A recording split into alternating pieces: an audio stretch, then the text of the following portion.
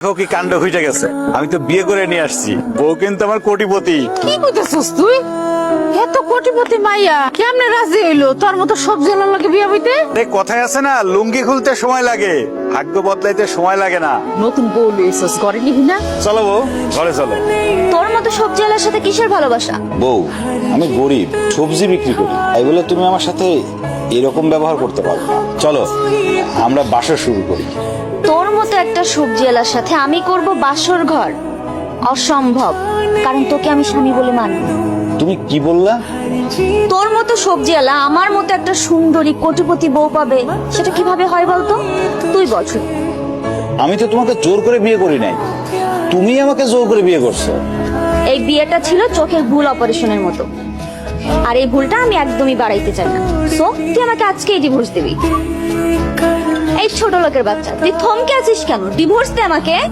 বউ, আমি আল্লাহর কালেমা করে বিয়ে করছি, আমি তো তোমাকে ডিভোর্স দিতে পারবো না। সবজি আলার বাচ্চা, তুই আমাকে আমার টাকা পয়সা সম্পত্তির জন্য আমাকে ডিভোর্স দিতে চাচ্ছিস না, সেটা আমি খুব ভালো করে বুঝতে পারছি। শোনো, তোমার টাকা পয়সা বিষয় সম্পত্তির উপর আমার কোনো লোভ নেই। তুমি আমার বউ, আমার এই ঘরের বউ হয়েই থাকবা। আমি কোনোভাবেই তোমাকে ডিভোর্স দিতে পারবো না। ভাবি অনেক ভালো মানুষ, দেখতে শুনতে যেমন সুন্দরী, আচার ব্যবহারে দেখলা না কোটিপতির মেয়ে হয়েও তোমার পা ধরে সালাম করলো।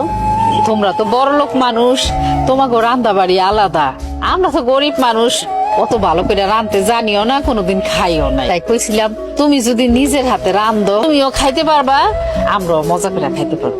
আমাকে দেখে আপনাদের কোন অ্যাঙ্গেলে কাজের বুয়া মনে হয় যে আমি এখন রান্না করে আপনাদের গেলাইতে যাব? এরকম করেই বা কথাটা কইতেছো? সবজি আলার মায়ের কথার কি ঠেলা? এই খাতে মনে হয় অশিক্ষিতর গোডাউন। জীবনে কোনোদিন স্কুলের বারান্দায়ও পা দেন নাই, আর আপনার কাছ থেকে কিনা আমার ব্যবহার শিখতে হবে? এটাই আমার সেই ভাবি যারা প্রথম দিন দেখছিলাম। আসলে মনে হয় আমারই ভুল হয়েছে, তোমার সাথে কথা কয়ে মনে হয় আমি অন্যায় করে ফেলাইছি। অবশ্যই অন্যায় করে ফেলেছি। আপনার মতো ছোট লোক আমার সাথে কথা বলার সাহস পায় কি করে? ভাবি, তুমি কিন্তু মারে একটু বেশি বেশি অপমান করতেছো। এই, আমি বেশি করবো নাকি কম করবো এটা তোমার থেকে আমার শিখতে হবে। বেয়াদব মেয়ে।